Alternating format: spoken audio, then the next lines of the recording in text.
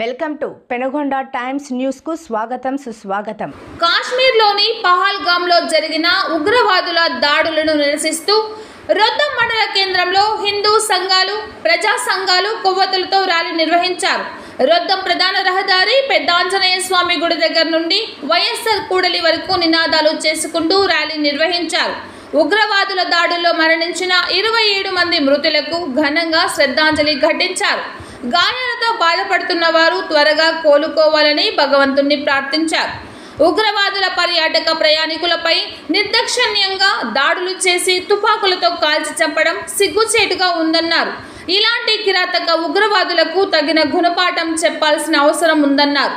ఈ కార్యక్రమంలో హిందూ సంఘాలు, ప్రజా సంఘాలు, రొద్దం బీజేపీ నాయకులు, కార్యకర్తలు తదితరులు పాల్గొన్నారు. భారతదేశంలో నలుమూల నుంచి ఆ యొక్క అందాన్ని తెలిగించడానికి వెళ్ళినటువంటి యాత్రికుల పైన అతి నిర్దాక్షిణ్యంగా వీరు హిందువా కాదా అని వారి ఐడి కార్డు, ఆధార్ కార్డు చూసి తర్వాత వారి యొక్క మర్మాంగాలను చూసి వారు నిర్దాక్షిణ్యంగా కాల్చి చంపడం అనేటువంటిది చాలా హేయమైనటువంటి చర్య. ఇది ఒక పిరికి పందుల చర్య. నిజంగా ఇస్లామిక్ తీవ్రవాదానికి మన యొక్క ప్రపంచంలో ఎక్కువ దేశాలు ఉన్నాయి. వాళ్ళకు భారతదేశం సవాలు విసురుతోంది. మీకు దమ్ము ధైర్యం ఉంటే నేరుగా యుద్ధ రంగంలోకి రండి. భారతీయులమైనటువంటి మా పౌరుషమా ఇస్లామిక్ తీవ్రవాదాన్ని ప్రపంచ నలుమూలలు వ్యాపించాలనేటువంటి మీ పౌరుషం అనేటువంటిది మనము యుద్ధ భూమిలో తెలుసుకుందాం అనేసి ఆ యొక్క ఎవరైతే ఆ యొక్క జమ్మూ కాశ్మీర్లో మన హిందూ సోదరులను అతి నిర్దాక్షిణ్యంగా కాల్చి చంపినారో వాళ్ళందరికీ హెచ్చరిస్తున్నాం. అదేవిధంగా 370వ అధికరణము జమ్మూ కాశ్మీర్లో ఉన్నటువంటి 370 ఆర్టికల్ తొలగించిన తర్వాత ఆ యొక్క కాశ్మీర్ను ఒక పర్యాటక కేంద్రంగా 10 సంవత్సరాల్లో నరేంద్ర మోడీ గారు ప్రధానమంత్రి అయిన తర్వాత దాన్ని ఎంతో అభివృద్ధి చేశారనమాట. మన భారతదేశంతో పాటు ప్రపంచ దేశాల నుంచి కూడా ఆ యొక్క కాశ్మీర్ను తొలగించడానికి నేడు భారతదేశానికి ప్రపంచ యాత్రికులు కూడా వస్తున్న శుభ సందర్భంలోనూ ఈ యొక్క ఇస్లామిక్ తీవ్రవాదులు మనను అక్కడికి వచ్చేటువంటి యాత్రికులను భయప్రాంతాలకు గురి చేయడానికి మన యొక్క ముఖ్యంగా హిందువులను టార్గెట్ చేసి ఉన్నటువంటి 28 మంది హిందూ మగవాళ్ళను అది నిర్దాక్షిణ్యం కాల్చి చంపడం అనేటువంటిది ఒక పిరికి పొందే చర్యగా ఈ సందర్భంగా తెలియజేసుకుంటున్నాం.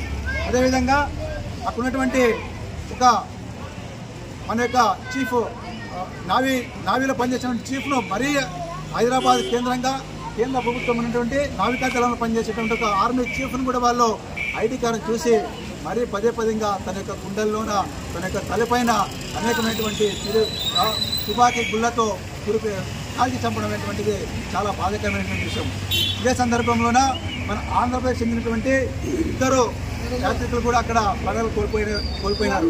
అదేవిధంగా మన కర్ణాటక పక్కనటువంటి కర్ణాటక కూడా ఒక వ్యాపార వస్తువులు భార్య పిల్లలు తెలిస్తే ఆమె భార్యకు పిల్లలు చెప్తారు. వాళ్ళు మీరు వెళ్ళి మీ నరేంద్ర మోడీకి చెప్పండి, మేము కాల్చి చెబుతున్నాం, భారతదేశాలంతటి కూడా ఇస్లామీకరణ చేస్తాం, మీరు ఎవరు తెలిసి చెప్పుకుంటారో చెప్పుకోకుండా ఇంత దౌర్జన్యంగా వాళ్ళు ఈరోజు మనకు హెచ్చరించి చెప్పినారు. కాబట్టి వెంటనే నరేంద్ర మోడీ గారు సౌదీ పర్యటనలో ఉంటే ఆ సౌదీ అరేబియా పర్యటన అర్థాంతరంగా ముగించుకుని ఊటాఊటిని వచ్చారు. మన యొక్క కేంద్ర హోంశాఖ మంత్రి, రక్షణ శాఖ మంత్రి కూడా ఊటాఊటిని జమ్మూ కాశ్మీర్కి వెళ్ళి ఉన్నటువంటి మన యొక్క భద్రతా దళాన్ని వెంటనే అప్రమత్తం చేసి 2 తీవ్రవాదులను కూడా కాల్చి చంపడం జరిగింది. అదేవిధంగా అక్కడ ఎవరైతే ఈ దాడిలో పాల్గొన్నారో వారి యొక్క ఛాయాచిత్రాలను కూడా మన యొక్క భద్రతా దళాలు సేకరించినాయి. ఇంకొక 2-3 రోజుల్లో ఏరి పారేస్తారనేటువంటిది సంఘటన మనందరికీ తెలిసినటువంటిదే. ఈ సందర్భంగా ఆ యొక్క 28 మంది ఎవరైతే మన హిందూ సోదరులు తమ ప్రాణాలు కోల్పోయారు అక్కడ వాళ్ళందరికీ కూడా ఆత్మ సంతృప్తి కోసం మనం ఒక 2 నిమిషాలు ఇక్కడ శ్రద్ధాంజలి ఘటిద్దామనేసి ఈ సందర్భంగా తెలియజేసుకుంటున్నాం. మనం ఈ యొక్క కార్యక్రమం